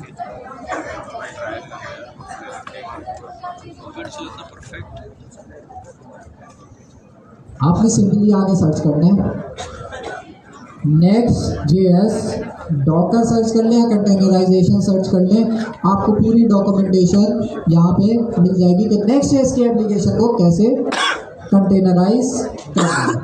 जब आप इसको Next.js को कंटेनराइज करके सारे फीचर चलाना मुश्किल होता है। कुछ चीज़ सपोर्ट करती है, कुछ चीज़ नहीं करती। वर्सन ये चला के करी हुई है, लेकिन यहाँ आपको ट्यूटोरियल दिया हुआ है कि आप डॉकर को यूज़ करते हुए कंटेनराइज कैसे कर सकते हैं, और उसको अगर आपने डिजिटल ओशन में डिप्लॉय करना है या गूगल क्लाउड पे डिप्लॉय करना है, रेंडर पे करना है, तो उन सबके ट्यूटोरियल इन्होंने दिए हैं। तो ये भी वही कॉन्सेप्ट होगा कि इसको कंटेनराइज करेगा। लेकिन वर्सल के अलावा भी 200 जगह है जहाँ डिप्लॉय कर सकते हैं कंटेनराइज करने के बाद। मतलब मर्ज अगर आपका रिक्वेस्ट हो जाती है, अगर आपके पास ऐसी कोई रिक्वायरमेंट आए ना तो लिखने अपने पास आ सकती है कभी ना कभी। क्लाइंट आपसे बोले भाई वर्सल पे नहीं करना है, फिर आप फंस जाएंगे। तो वो कहेगा आपसे AWS पे करना है या गूगल क्लाउड पे करना है या एज्योर पे करना है, फिर फंस जाएंगे आप लोग।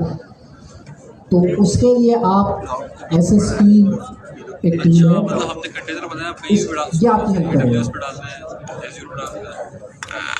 ये आपकी हेल्प करेगा। मेरे ख्याल से सिर्फ अमेजोन पे डिप्लॉय करके देता है, लेकिन आप लोग देख लेंगे SST बड़ा काम का टूल है, ये भी कंटेनराइज कर रहा है, लेकिन इसके सपोर्ट की वजह से आपके काफ़ी सारे नेक्स्ट के फीचर्स चल जाते हैं SST। पता नहीं, देखते हैं अभी अभी वाला समझो का नहीं वो वाला नहीं है। अच्छा, तो ये हो गया भाई, ये तो हमने पहले भी किया हुआ है, आप लोगों को मैंने इसलिए बता दिया क्योंकि इतना इम्पोर्टेंट है, इसके बगैर क्यूबरनेटिस समझ ही नहीं आएगी, उस पर हम मूव ही नहीं कर पाएंगे। सवाल है किसी और का, कोई और सवाल कुछ भी?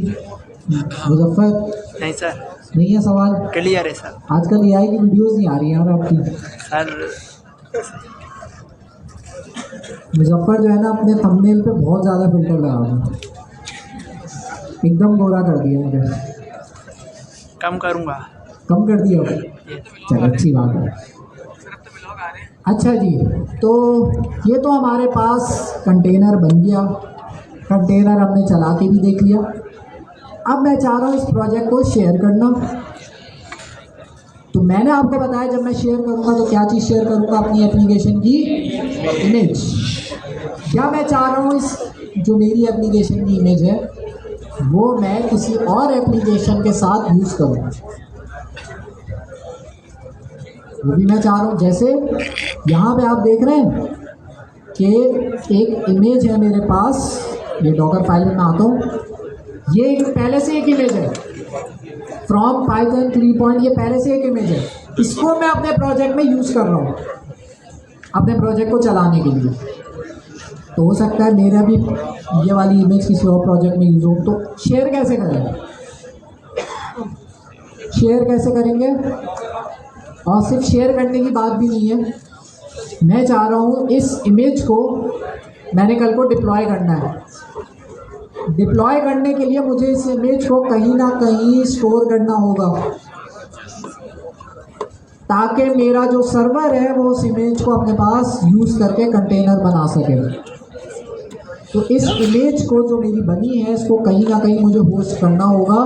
तो उसके लिए मुझे जो प्लेटफॉर्म मुझे मिला है जो फ्री भी है वो है डॉकर। हम और भी है, सिर्फ ये नहीं है। एक और चीज़, कंटेनराइजेशन के लिए सिर्फ डॉकर नहीं है, आपके पास और भी चीज़ें हैं, लेकिन डॉकर सबसे फेमस टूल है तो हम वो यूज़ करें। और भी टूल है। अच्छा, तो ये है भाई डॉकर हब। डॉकर हब में दुनिया भर से लोग अपनी इमेजेस जो है यहाँ अपलोड करते हैं ताकि दूसरे लोग उसे यूज़ कर सकें। मैं भी अपनी इमेज अपलोड कर सकता हूँ। 2 तरह की इमेजेस आपके पास होती हैं, एक पब्लिक एक प्राइवेट। अब मेरी कोई एप्लीकेशन है, अगर वो मैंने पब्लिक इमेज अपलोड कर दी तो क्या मेरी एप्लीकेशन को कोई और यूज़ कर पाएगा? कर लेगा ना, फिर तो ये तो मसला हो गया। मैंने एक अपनी प्रोडक्ट बनाई है, शाहबुद्दीन ने बनाई थी ना, काम गए नमाज पढ़ने गए, शाहबुद्दीन ने जैसे अपनी प्रोडक्ट बनाई है। अब मैंने कहा उसको कंटेनराइज करना, उन्होंने कर दिया। अब उन्होंने अपनी इमेज कहीं पे होस्ट करनी है ताकि हम वो किसी क्लाउड पे यूज़ कर सकें। तो उन्होंने जब यहाँ पे अपनी इमेज अपलोड करी तो क्या मैं इनकी इमेज चोरी करके अपने पास चला सकता हूँ? चला सकता हूँ। तो यहाँ पे आपके पास 2 ऑप्शन होते हैं, एक पब्लिक इमेजेस, एक प्राइवेट इमेजेस। प्राइवेट इमेजेस सिर्फ आप अपने पास चला सकते हैं। पब्लिक इमेजेस जैसे सारी मेरे पास पब्लिक है, यहाँ पे नजर आ रहा है। तो पब्लिक इमेजेस का ये मतलब है कि भाई अब आप ये मेरी प्रोफाइल पे आएंगे आपको ये मिल जाएगी इमेजेस। तो सबसे पहले आपने क्या करना होगा, डॉकर हब पे अकाउंट बनाना होगा। डॉकर हब पे अकाउंट बनाने के लिए सिंपल साइन अप होता है, वहाँ साइन अप कर लेगा आप लोग। उसके बाद आपने आना होगा अपने टर्मिनल पे। टर्मिनल पे आके आपने कमांड लिखनी होगी डॉकर लॉगिन, एंटर।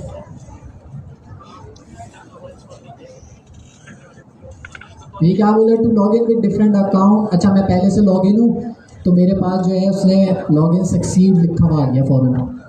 आप लोग पहले से लॉग इन नहीं होंगे तो आपसे बोलेगा कि भाई ये लिंक है, यहाँ पे जाके पहले लॉग इन करो। तो आपने उस लिंक पे जाके लॉग इन कर लेना अपने डॉकर अकाउंट से।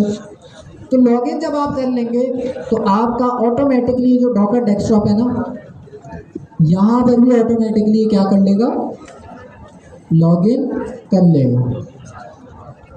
तो मेरे पास यहाँ पे लॉगिन हो गया है। अच्छा, और मेरे जो अकाउंट का नाम भी बड़ा मैटर करता है और ये चेंज नहीं होता। मैंने किसी ज़माने में लिखा था हमजा RPC, तो ये अब ये परमानेंट ऐसे ही है, ये चेंज नहीं हो सकता।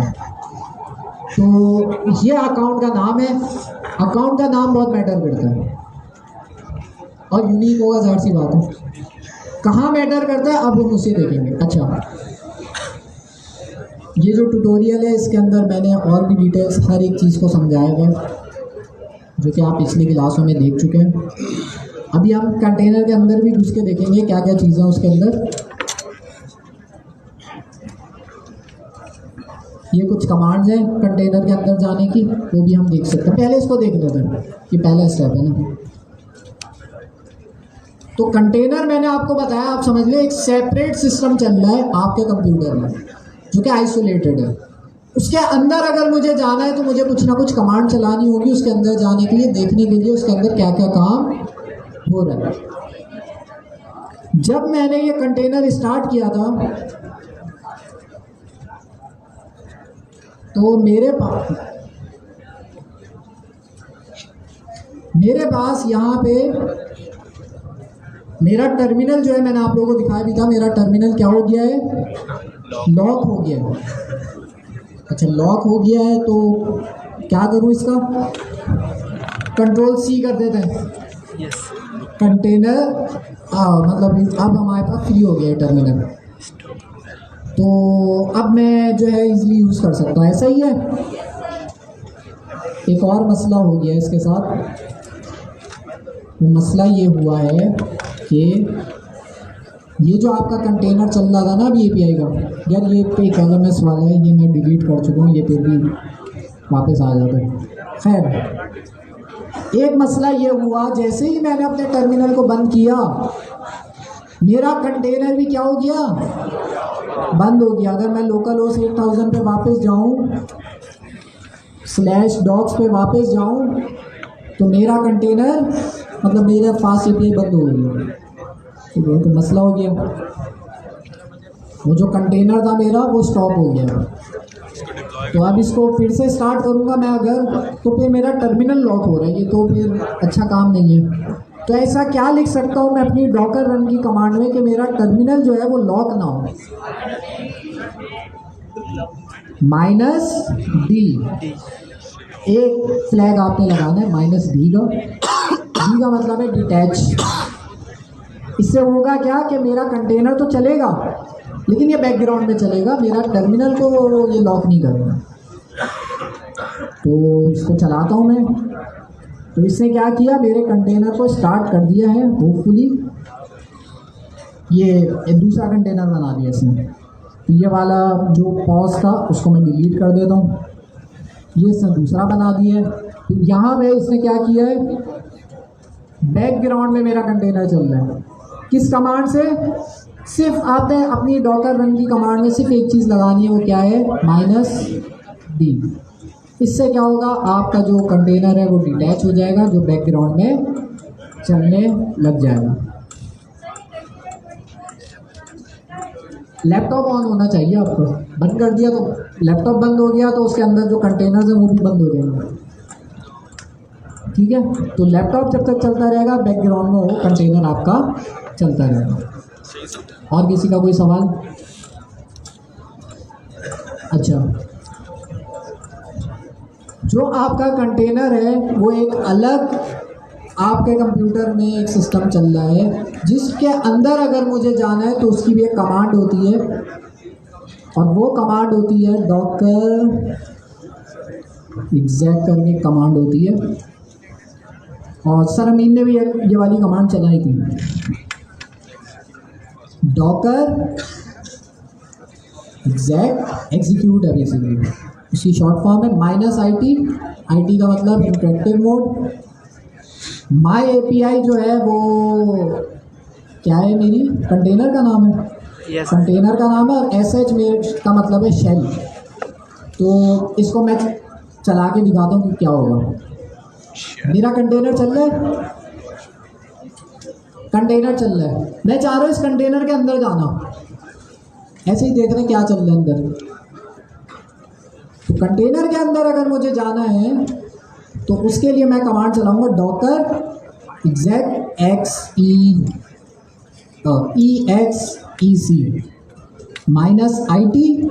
और मेरे कंटेनर का नाम या आईडी मेरे कंटेनर की आईडी यहाँ मिल रही है, ये मिल रही कंटेनर आईडी। तो नाम भी मैं कॉपी कर सकता हूँ जो कि अजीब सा है इस बार, और कंटेनर आईडी मैं कॉपी कर लेता हूँ और कंटेनर आईडी को मैं पेस्ट कर देता हूँ sh से पहले। बस ये सारी कमांड्स आपको मिल जाएंगी। चला sh क्या है हमारा? शेल का मतलब ये होता है कि जब मैं कंटेनर के अंदर जाऊंगा ना तो शेल मेरे पास स्टार्ट हो जाएगा। देखते हैं, बेसिकली टर्मिनल स्टार्ट हो जाएगा। तो जब मैंने कमांड चलाई, अब ये क्लियर होगा नहीं होगा बताएं? हाँ हो गया। तो मेरा टर्मिनल थोड़ा सा डिफरेंट हो गया। पहले यहाँ लिखा हुआ आ रहा था, पहले क्या आ रहा था? पहले मेरा टर्मिनल कुछ इस तरह आता था, इसमें लिखा था कि आप डी ड्राइव में लेक्चर्स के अंदर हैं, इस तरह से आ रहा था। लेकिन अब अगर आप देखें तो ये मुझे ही कम करता है आगे। अब आप देखें तो क्या लिखा आ रहा है? /app क्या था? /app क्या था? /app ही क्यों खुला? जब मैंने डॉकर फाइल बनाई थी तो मैंने इसके अंदर वर्क डायरेक्टरी क्या बताई थी? /app। क्यों बताई थी? क्योंकि मेरा पूरा प्रोजेक्ट /app के अंदर था। अच्छा, और मैं अगर देखना चाहूँ कि और क्या क्या है /app के अंदर, तो कोई मैं कमांड चला सकता हूँ। ls की एक कमांड होती है जिसका मतलब होता है लिस्ट। ये आपको बताती है कि ऐप के अंदर कौन कौन से फोल्डर्स मौजूद हैं या फाइल्स मौजूद हैं। क्या बता रहे हैं मुझे? main.py project.toml और ublog की एक फाइल मौजूद है। ये कहाँ से आई फाइल? यही तो मैंने कॉपी करी थी शुरू में। मैंने कहा था एक ये वाली फाइल को कॉपी करो और कौन सी फाइल को कॉपी करो? main.py वाली फाइल को कॉपी करो और कंटेनर के अंदर डाल दो। तो इसने वही काम किया कि main.py project.toml ublog को मेरे कंटेनर के अंदर घुसा हुआ। तो भाई ये फ़ायदा है कि आगे चल के मैं दूसरे कंटेनर्स बनाऊंगा तो मेरे इस कंटेनर में कोई ख़राबी नहीं आएगी ना। आप लोगों के साथ जब ये कंटेनर शेयर करूंगा आपके पास भी एज इट इज़ चलेगा। एग्जिट करने की मेरे ख्याल में एग्जिट होगी। हाँ एग्जिट। अब मुझे इस कंटेनर से बाहर निकलना है, तो कंटेनर के अंदर घुसा हुआ था ना, अभी बाहर निकलना है तो क्या कमांड है? एग्जिट। बाहर आ गया। तो समटाइम्स हमें कंटेनर के अंदर घुसने की ज़रूरत पड़ सकती है, लेकिन वो जब आपके पड़ेगी तो आपको भी आइडिया हो जाएगा। मैं नहीं बता रहा कब ज़रूरत पड़ेगी। एरर जब आते हैं तब हमें ज़रूरत पड़ सकती है। तो खैर एग्जिट मैंने कर दिया है। 2 स्टेप रह गए हैं। एक सरफाद हमारे पास वो रेलवे वाली चीज़ सेटअप हो गई। चलिए हम ये करेंगे कि फास्ट एपीआई को कंटेनराइज कर दिया हमने, चला भी दिया। चला के मैं आप लोगों के साथ शेयर कैसे करूँगा अपनी इमेज को, वो बहुत आसान है। 2-3 कमांड में लिखूँगा, वो हो जाएगा। अभी नीचे आता हूँ मैं, यहाँ पे मैंने डिप्लॉयमेंट का एक स्टेप ऐड किया हुआ। डिप्लॉयमेंट ये रहा। तो सबसे पहले डॉकर लॉगिन किया, उसके बाद आपने अपनी जो भी इमेज है उसको टैग करना है। फिर से इस बार जो आपने टैग करना है वो किस नाम से करना है? जो भी आपने नाम रखना है वो रख दें। स्लैश के बाद आप कुछ भी नाम रख दें इसका। स्लैश से पहले यहाँ पे आपने अपना यूज़र नेम रखना है। आप अपना यूज़र नेम रख सकते हैं।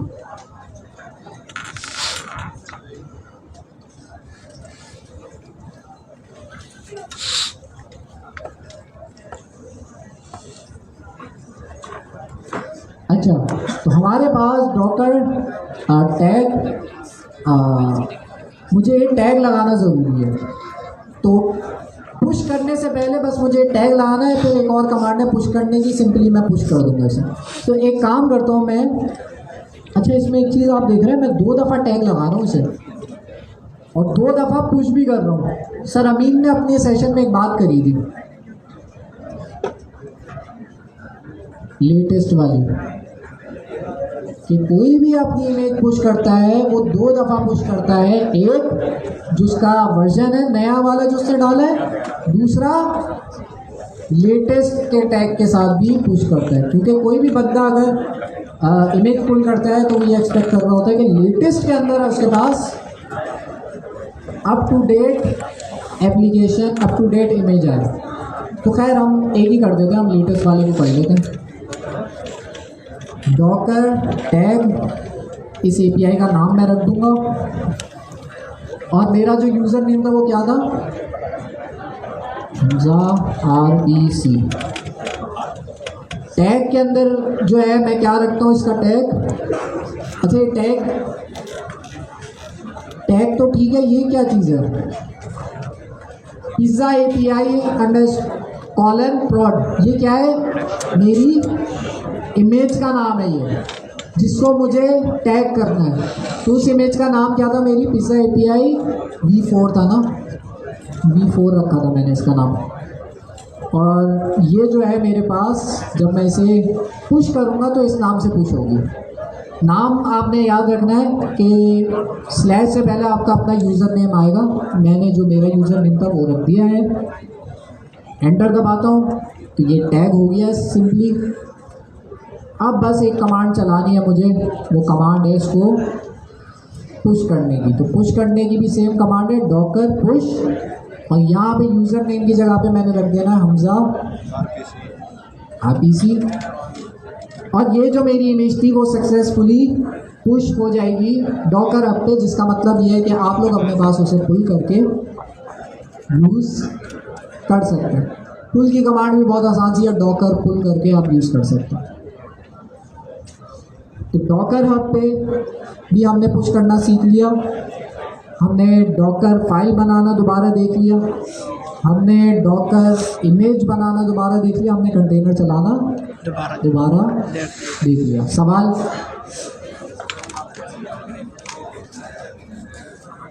मुजफ्फर?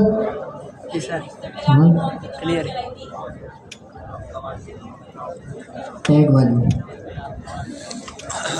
डॉकर टैग, और ये वाली जो चीज़ है ये मेरी इमेज का नाम है, जो कहता पिज़्ज़ा API V4। यहाँ पे 2 दफ़ा लिखी भी क्यों है, इस चीज़ को समझे। एक दफ़ा किस नाम से पुश हो रही है, V1 के नाम से, मतलब वर्जन 1 के नाम से, और एक दफ़ा पुश हो रही है लेटेस्ट के नाम से। 2 दफ़ा क्यों पुश हो रही है, सेम चीज़ 2 दफ़ा पुश हो रही है। लेटेस्ट जो भी अपने पास डाउनलोड करेगा तो वो एक्सपेक्ट कर रहा है कि भाई लेटेस्ट के अंदर अप टू डेट उसके पास क्या है, अप टू डेट इमेज आए। तो इसलिए हम हर दफ़ा क्या करते हैं, लेटेस्ट को बार बार अपडेट करते हैं, वरना मेरे पास लेटेस्ट जो है ना वो पुरानी हो जाएगी अगर मैं उसको दोबारा पुश ना करूँ।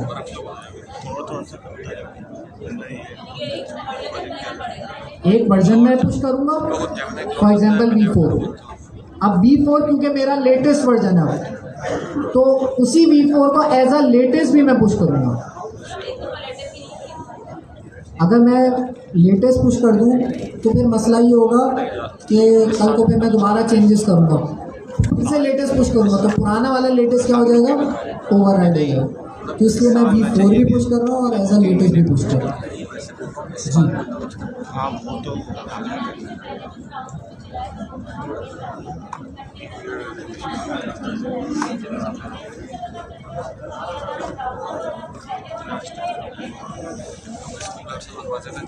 दोनों में डिफरेंस कैसे पता चलेगा? पहले तो दोनों साथ में चलाने नहीं है, अगर चले आए तो वो चलेगा नहीं, वो कहेगा पोर्ट आपके पास ये अवेलेबल ही नहीं है। सेम पोर्ट में दो चीज़ें नहीं चल सकती, वो आपको बता देगा भाई एक जगह पहले से ही चल रही है। तो खैर ये हमारे पास जो है बैक एंड कंटेनराइज हो गया, बैक एंड की इमेज हमने पब्लिश कर दी। ये पब्लिश हुई हुई इमेज हम आगे या आप लोग भी इसे यूज़ कर सकते हैं।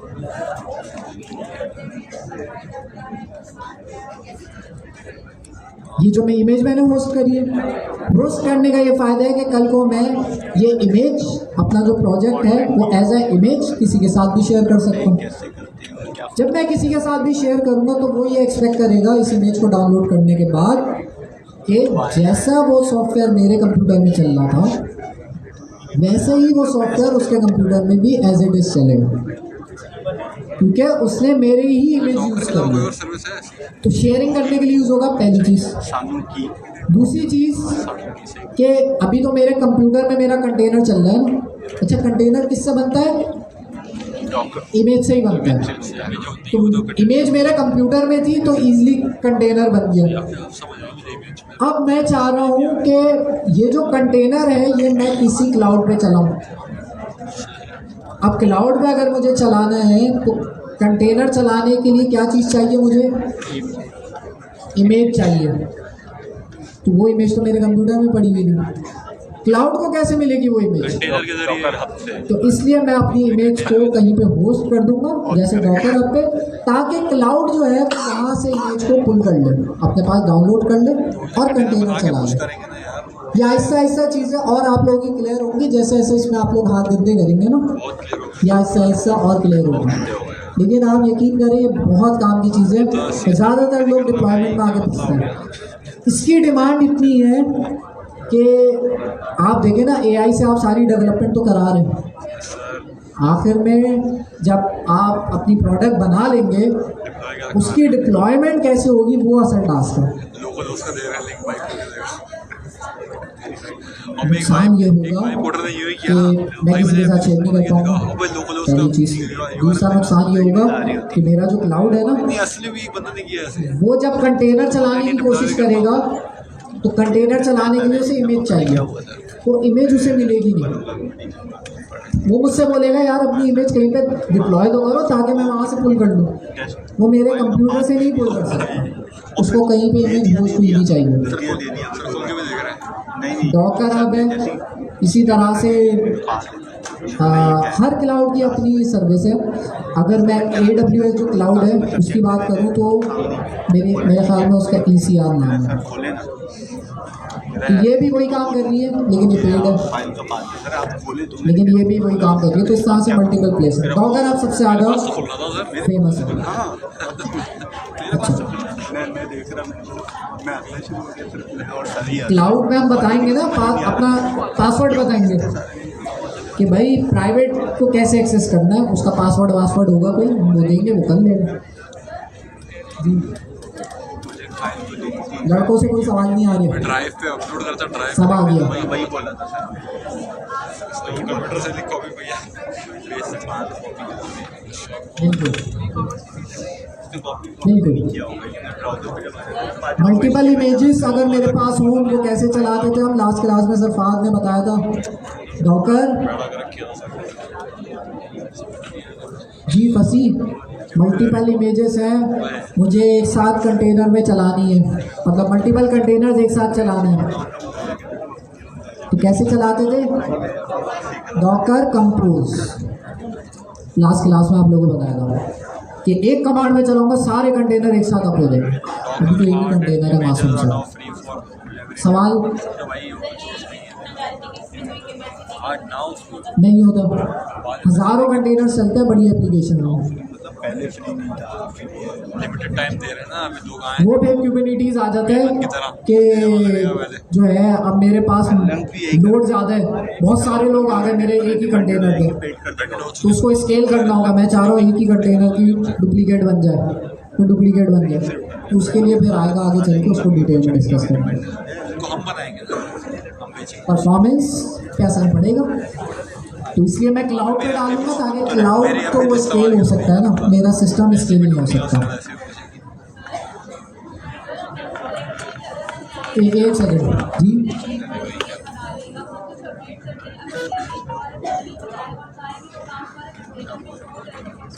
ऐसा पॉसिबल है, उसके लिए एक्स्ट्रा काम करना पड़ेगा। कॉन्सेप्ट है डेव कंटेनर, उसके बारे में आप पढ़ लेगा।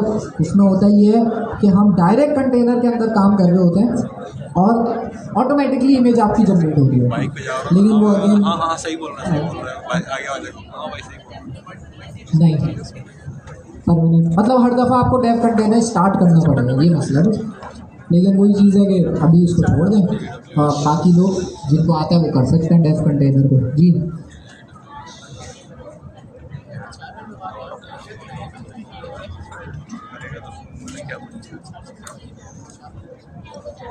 मैं अच्छा, इनका सवाल ये कंटेनराइज करके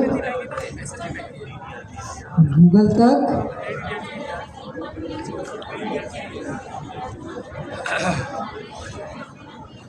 होस्ट करना है ना।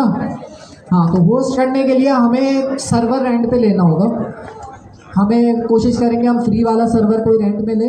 तो ऑरेकल एक प्लेटफॉर्म है, वो हमें फ्री में अपना कंप्यूटर देते हैं, सर्वर देते हैं, हम उनको यूटिलाइज करेंगे। आगे चलते हैं, आपको एक पार्ट बता देते हैं जहाँ पे बहुत सारे लोग फंसते हैं। ये जो फास्ट API जो मेरे पास लोकल हो से 8000 पे चल रही है, उसको मैं होस्ट करना चाह रहा हूँ ताकि उसका अपना URL हो। जैसे वेबसाइट का अपना URL होता है ना .versal.app, इसका अपना URL हो और ये API मैं किसी के साथ भी शेयर करूँ तो उसके पास भी चले। तो वो कैसे करेंगे वो सरफाद अभी बताएंगे। तो डॉक्यूमेंटेशन तैयार। अच्छा, इसका जो क्रेडिट ज़्यादा है, ये जो डिप्लॉयमेंट वाले स्टेप है, इसका क्रेडिट दानियाल जो है अभी आए भी थे यहाँ पे आगे, ठीक है। तो दानियाल जो है उन्होंने आप लोगों के लिए अगेन डॉक्यूमेंट बनाई, और ताकि आप लोग जो फंसे होते हैं कि भाई बैक एंड डिप्लॉय कैसे करें, बैक एंड डिप्लॉय कहाँ से करें, वो आज कवर हो जाएगा आप लोगों का। तो आप लोग इजीली बैक एंड डिप्लॉय कर सकते हैं। आगे चल के हम उसको और अच्छी डिप्लॉयमेंट देखेंगे। अभी एक छोटी सी डिप्लॉयमेंट तो आप लोग सीख लें। मैं अपनी स्क्रीन स्टॉप कर दूँ।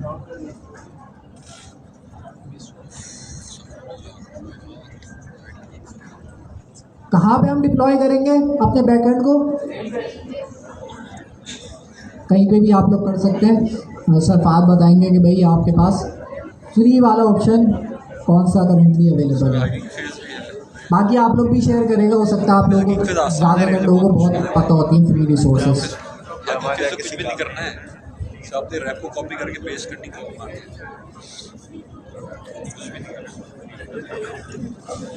देखते हैं और किसी हद तक फ्री है, आगे चलाते रहो जब तक आपको 100 यूज़र पूरा नहीं, उसके बाद